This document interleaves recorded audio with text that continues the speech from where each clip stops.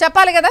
ఇప్పుడు ఇది సాక్షి ఇవాళ జూమ్ చేయండి అమ్మా. ఎందుకంటున్నా అంటే వీళ్ళకి సంబంధించినటువంటి ఈ దుర్మార్గం బయటపడాలి కదా చంద్రిక గారు.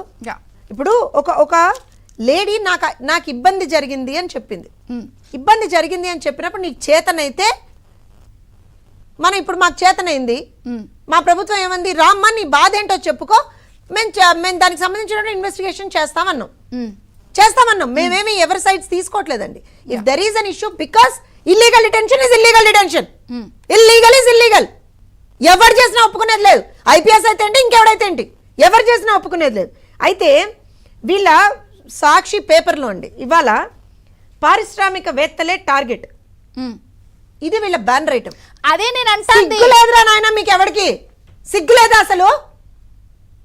ఇవాళ ఒక అమ్మాయి వచ్చి నాకు అన్యాయం జరిగింది, ఆ పార్టీ అప్పుడు అధికారంలో ఉన్నప్పుడు నన్ను విపరీతంగా టార్గెట్ చేశారు అని చెప్పి ఆ అమ్మాయి చెప్పినప్పుడు, ఇది ఇవాళ వాళ్ళ సాక్షి పేపర్లో ఇంత పెద్ద ఐటమ్ అండి. ఒక ఆడపిల్లని టార్గెట్ చేసుకుంటూ ఇలా టార్గెట్ అని అంటున్నప్పుడు, ఆ రోజు కాంతిరాణా టాటా గారు ఏపీలో ఒక కిలాడి లేడీ వచ్చింది, మేము ఎఫ్ఐఆర్లు పెట్టాము, దేశం అంతా ఇవిడ మీద హనీ ట్రాప్లు ఉన్న విషయాన్ని, ఆ ఎఫ్ఐఆర్ ని ఎందుకు దాచిపెట్టారు, ఇప్పటి వరకు ఎందుకు మీరు వచ్చే గవర్నమెంట్ వరకు బయటపడలేదు? పోనీ ఇప్పుడైనా ఆయన బయటకు వచ్చి చెప్పచ్చు కదా. మొన్నటి నుంచి ఇష్యూ జరుగుతోంది. ఇది చాలా పెద్ద హై ప్రొఫైల్ కేసు కదా, విమానం వేసుకుని మరి వెళ్ళారు కదా అక్కడికి వెళ్ళారు కదా చంద్ర గారు. మరి ఎందుకు ఇవాళ 2 రోజుల నుంచి ఆ అమ్మాయి గుక్కబట్టి ఏడుస్తుందండి ఛానళ్లలో, అవును లిటరల్ గా. మరి అట్లాంటప్పుడు ఒక అమ్మాయి వచ్చి నాకు అన్యాయం జరిగింది అన్నప్పుడు, నో మేమేం చేయలేదు, మాకు సంబంధమే లేదు, this is the police case, ఈ ఫలానా తేదీన ఆమెను అరెస్ట్ చేసాం, ఈ ఫలానా తేదీన ఆమెను రిమాండ్ చేసాం, ఈ ఫలానా తేదీన కూడా దాచిపెట్టేసంత సీక్రెసీ ఏముంది? అదే నేను అడుగుతున్నా. నేను అనేది ఎవరో డెఫినెట్ గా ఇలా చెయ్యండి అని ఆదేశాలు ఇచ్చుండాలి కదా. నేను ఆ సూత్రధారి ఎవరు, ఎవరి కోసం చేశారు? కేంద్రం అంతా ముంబైలోని ఒక పారిశ్రామికవేత్త చుట్టూ నుంచి ఇక్కడికి లింక్ వస్తుంది.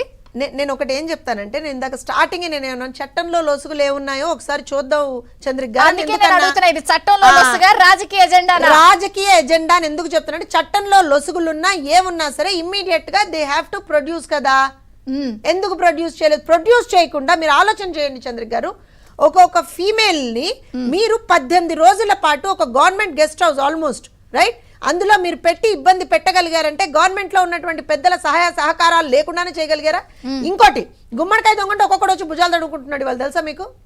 నిన్న ఒక మహానుభావుడు, ఆ పార్టీకి సంబంధించినటువంటి ఒక మహానుభావుడు ప్రెస్ మీట్ పెట్టాడు. ప్రెస్ మీట్ పెట్టి ఇష్టారీతిని మాట్లాడుతున్నాడు. అమ్మాయి గురించి మాట్లాడుతున్నాడు, ప్రభుత్వం గురించి మాట్లాడుతున్నాడు. నేనేమంటాను అనంటే, ఇంత మాట్లాడేవాడివి నిన్న ప్రెస్ మీట్ పెట్టాడు. ప్రెస్ మీట్ పెట్టి అసలు అమ్మాయి ఇట్లా, అమ్మాయి అట్లా, అది ఇది అని మాట్లాడుతున్నవాడు, క్యారెక్టర్ అసాసినేషన్ చేస్తున్నవాడివి. నేను ఒకటే క్వశ్చన్ ఏం అడుగుతున్నాను, సడన్ గా అయింది, ఇప్పటివరకు వాళ్ళకి గుర్తుకు రాలేదు. నేనేమంటున్నా అంటే, మరి మీ పార్టీ అధికారంలో ఉన్నప్పుడు ఇంత పెద్ద ఒక రెవల్యూషన్ మీరు తీసుకురాగలిగినప్పుడు ఎక్స్పోజ్ చేశారు. మీరు ఒక పెద్ద స్కామ్ ని, ఒక పెద్ద ర్యాకెట్ ని ఎక్స్పోజ్ చేశారు కదా, చెప్పుకుంటున్నాడు కదా నిన్న. మరి అప్పుడు ఎందుకు చెప్పుకోలేదు నువ్వు? ఒక క్వశ్చన్. సెకండ్ క్వశ్చన్, నిన్న బయటకు వచ్చి ఇష్టారీతిని ఒక ఆడపిల్ల మీద నువ్వు మాట్లాడే ముందర అసలు ఏం జరిగింది, ఏం జరగలేదు, కనీసం ఎఫ్ఐఆర్ ఏ రోజున దర్జ్ అయింది, ఏ రోజున దర్జ్ అవ్వలేదు, ఏం జరిగింది అనేది కూడా వాళ్ళ దగ్గర డీటెయిల్స్ లేవు తెలుసా? అంటే 40 నుంచి 50 మందికి వల వేసి స్కాండల్ చేసినప్పుడు ఆ వలపు వల ఇలా జరుగుతుందని అసలు ప్రెస్ మీట్ కూడా పెట్టలేదు కదా, తీసుకెళ్లి గెస్ట్ హౌస్ లో పెట్టారు. నేను అడిగేది అదే. నేను మీ ఇద్దరు ఒక పాయింట్ లోనే ఉన్నాము. నేననేది ఆయన ఇంకో విషయం తెలుసా, కేసు ఎక్కడ లాడ్జ్ అయింది, ఎఫ్ఐఆర్ ఎక్కడ? Krishna district, if I'm not wrong, Penamaluru అనుకుంటా. కృష్ణా డిస్ట్రిక్ట్ మన జగ్గైపేటలో ఎఫ్ఐఆర్ లాడ్జ్ అయింది. ఆమె తీసుకెళ్ళి ఎక్కడ పెట్టారు? జ్యూరిస్డిక్షన్ ఏంటి? యాక్చువల్ గా according to that FIR it self she has demanded money from him in Bombay right. ముంబైలో ఆయన నుంచి డబ్బులు అడిగినానని చెప్తోంది. జ్యూరిస్డిక్షన్ ఎక్కడ రావాలి? పోలీసులు ఇది కూడా చదువుకోలేదండి అప్పుడు? లేదా పైన ఉన్నవాడు పెట్టండి రా కేసు అనగానే